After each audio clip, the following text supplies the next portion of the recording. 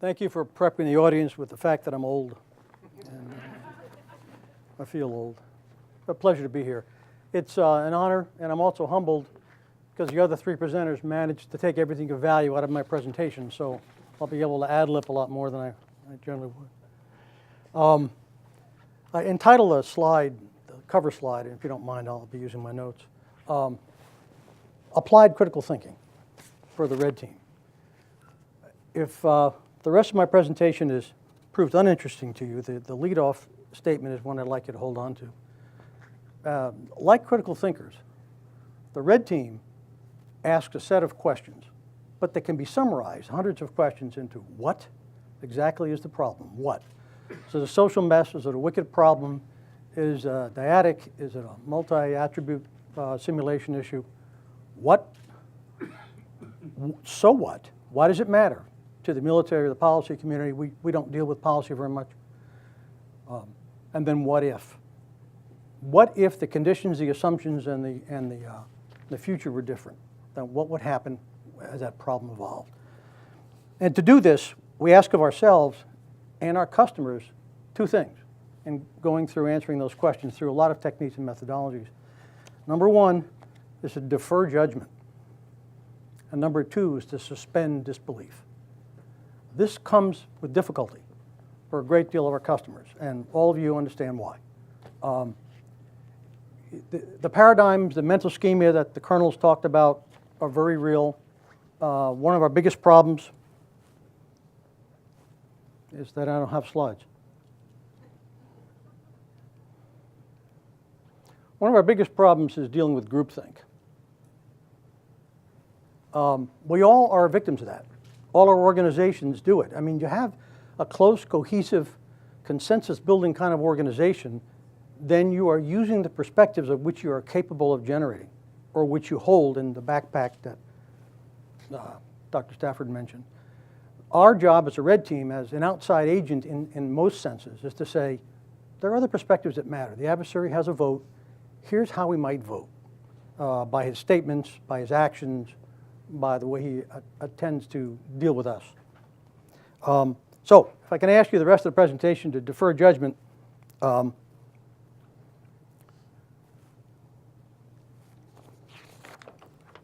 we deal with expectations, right?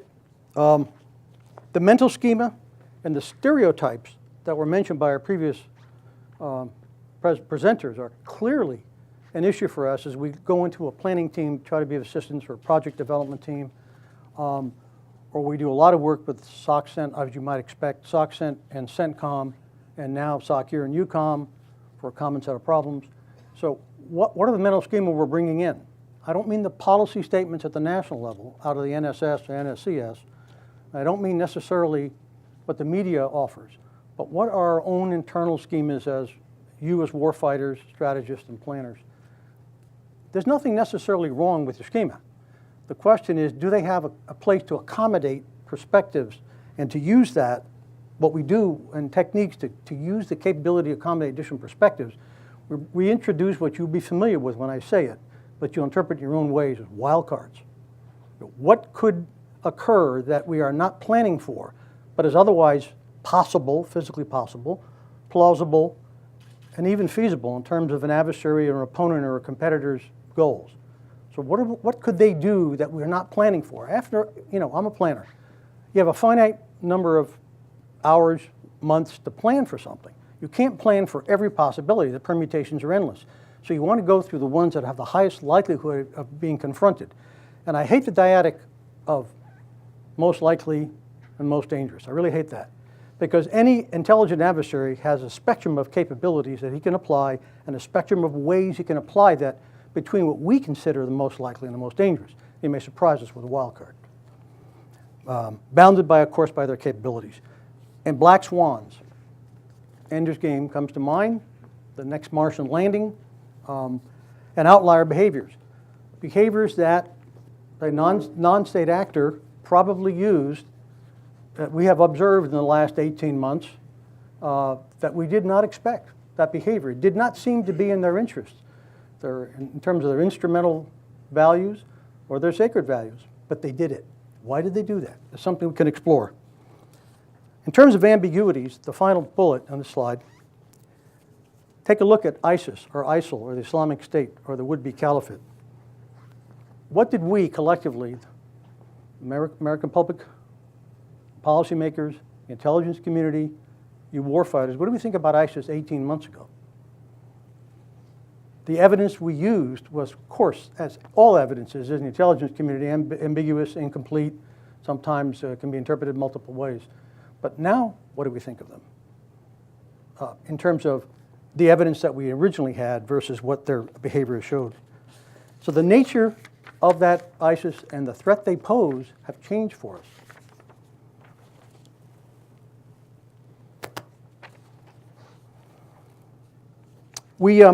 I force all my red team members, by the way, we have an all-volunteer red team.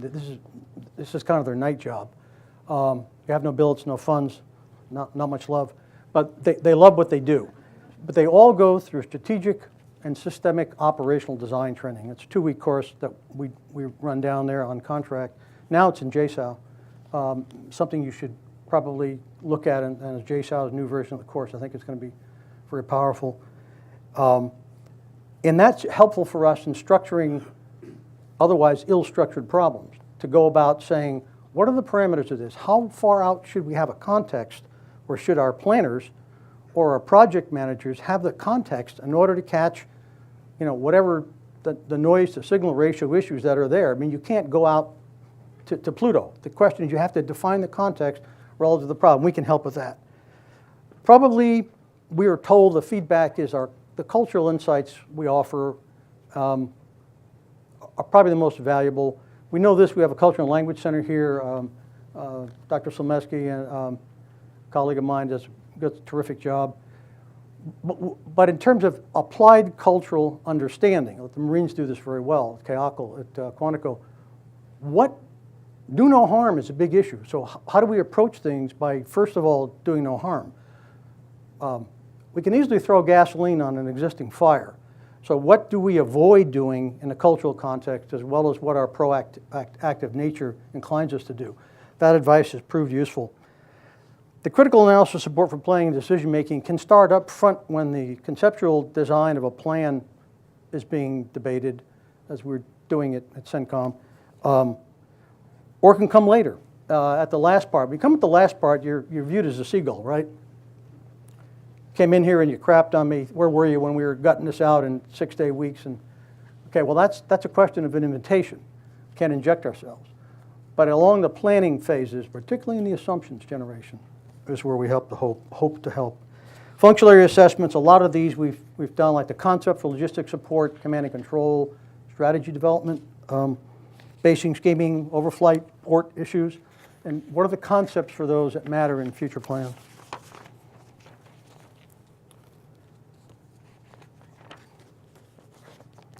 Assumptions, all the speakers mentioned assumptions. Most of the questioners mentioned it. You have native assumptions, which are called by a different name, and you have acquired assumptions, which are institutional, organizational, systemic. Questioning all the assumptions is a useful technique. It is also very difficult, as Dr. Stafford said, to take the thing out, make the subject an object and take a look at it. Because some of these assumptions we're comfortable with, and they animate our day-to-day understanding and making sense of the world. But when you're planning, some very incorrect assumptions are invalid or unnecessary about an adversary or about a third party or even about an ally. Can be devastating, as all of you know that have worked in an AOC or worked in the last 13 years in combat. Making assumptions, I mean, the fourth ID was given an assumption about being able to land in Turkey, right? That's a high order assumption. Another one might be, this group has never, ever, ever used suicide bombers. Wow. Do they have the capability to do that? So that's another issue you look at. Are they bounded by capability or bounded by a moral code, or are they bounded by the opportunity to employ a capability we don't think they either have or would use? Alternative outcomes and scenarios are key. How can the same information result in different outcomes? This is what we have the luxury and time of doing as a red team, with a planning team or project team on a tight schedule and a briefing schedule. dumbing it down to PowerPoint so everybody can understand it, does not have the time to do. So we worry about the what if a lot. We forecast different scenarios by changing the assumptions and changing sometimes the capability sets where an adversary could have this capability. Is it technically and physically possible to him have this capability in a certain out-year point? If it is, we'll posit that and run the scenario that way. Assessment critique, this is a big one for me because the poor assessors, at the end of the planning session, whether that's months or weeks, so they say, all right, give me 40 pounds of assessment. Well, thanks a lot. I mean, the assessors have got to be upfront. They have got to say or give you professional advice on what is observable, what's collectible, what the indicators might be. Otherwise, you're making measures of effectiveness and measures of performance based on what you think you have effectively collected in the past, but it doesn't say what the current situation or the projected situation might make it possible or impossible to collect. Whether if there's a swarming enemy rather than a highly concentrated enemy, et cetera, what are your indicators? And is your strategy, are the strategic objectives, are they in fact achievable? That's another major challenge. As far as this missing information is concerned, we deal with the known, right? It's either Google or the intelligence world, that's the truth. The unknown, not yet filled in boxes and blanks, and the unknowable. The unknowable may be intentions, capabilities, and opportunities that an adversary has not yet realized or chosen. It may be what they will think about next. It's our job to kind of think as and from an adversary perspective to deal in the art of the possible in the time frame indicated for the problem indicated as to what they might do. Discredited evidence. Wow. Let me just read you a list. I don't have to read this bullet. Cuban Missile Crisis. The Bay of Pigs. Russia's invasion of Afghanistan. I was watching that on the night it happened in 1979 in Sakir. Iraq's WMD. The collapse of the Assad regime. Okay, all that in most of us, and our, not the young folks, but it was very real to us in terms of how evidence was used or misused or missed.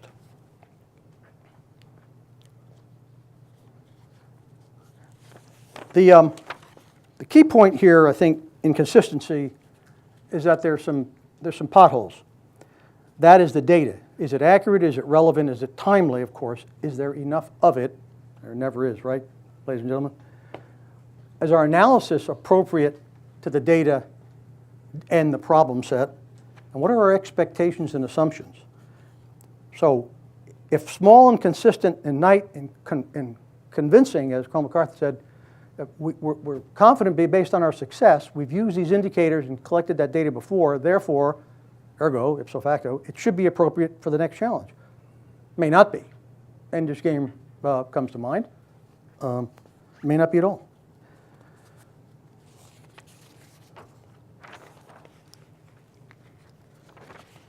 And assessing or analyzing the assessment process itself, we have a rich environment at SOCOM because we do the comprehensive joint assessment as a GCC commander, which is basically the annual performance of the SOF community globally in support of the GCCs.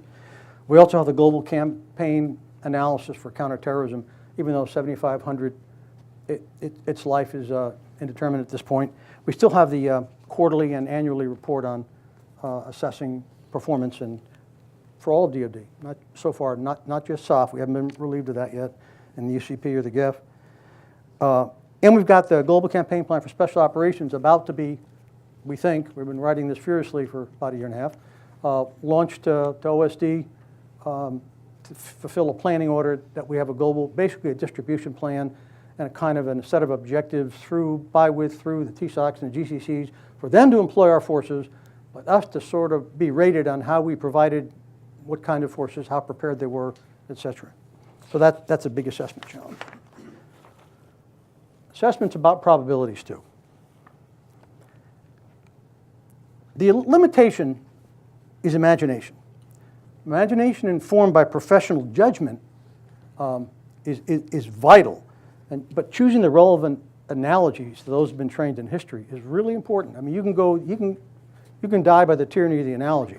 If you pick the wrong one or the wrong set, and come to believe that this current or the projected situation mirrors what's happened without any leavening influence of critical thinking and challenges, contrarian techniques, you may have a problem. If you're not exactly right in picking that analogy, you're exactly lucky. In terms of anchoring, I think we all understand this, and the wargaming folks certainly in probability. We cling to our understanding. Generally speaking, we resist reframing. Why? It's time consuming. It hurts. I could be wrong.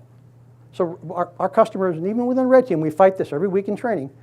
We reframe everything. Sometimes my young, very brilliant officers saying, I'm getting sick of this word reframing. I say, how about reconceptualizing? Re-something. But take a look at the problem in the view of additional evidence, in a view of our performance up to date. Take a look at it again. Does it need reframing? Certainly ISIS needs reframing. Overconfidence. Wow. The Colonel mentioned that in his brief. How do we deal with this? Well, it's an attribution error, in effect. Stereotypes, assumptions, right? Expectations. What do we think about a rational actor versus a logical actor? I have not seen enough classroom discussion on that ever. Rational versus logical. Rational certainly has a cultural context, a very culturally specific context. If I have no prospects in this life at all, I happen to be a Muslim, fairly devout, I listen to my imam, I have no way to earn any living, and he says, how would you like to spend paradise? Near Allah. Drop this bomb on, kid. Is that irrational? If you believe there's no prospects for you to do good in this life, it may not be irrational. To us, it may be a horrible choice because of what happens as a consequence of what he does. It's not irrational. So the cultural context speaks largely to what we term rationality. What we're most interested in is logical, right? Because we are logical. For the high-tech service, we're logical. What does logic mean? A series of steps, each of which follows necessarily or appropriately from the one that preceded. So that makes sense in development of software, and development of combat capabilities, development of strategy. Except we may play chess, and the Chinese definitely play Go. If you have not played Go, give it a shot. That's the original envelopment, encirclement, constriction game, because they think that way.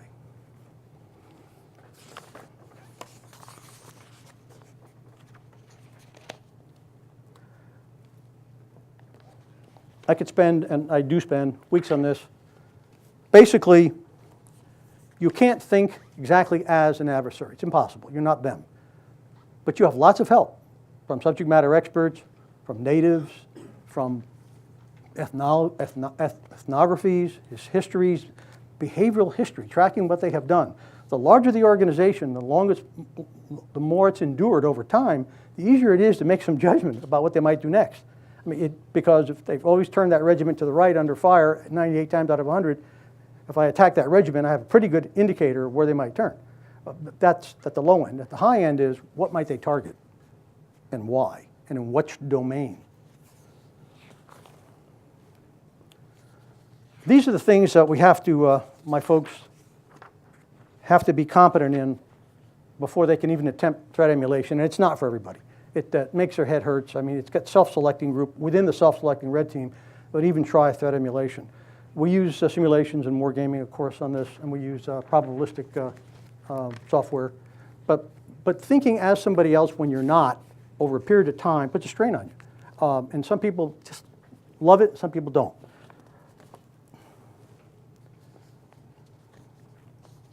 I'm going to skip over this, and I want to get to my last slide. I could add a dozen other vectors on this. As an old, very old navigator in WISO, triangulation was really important.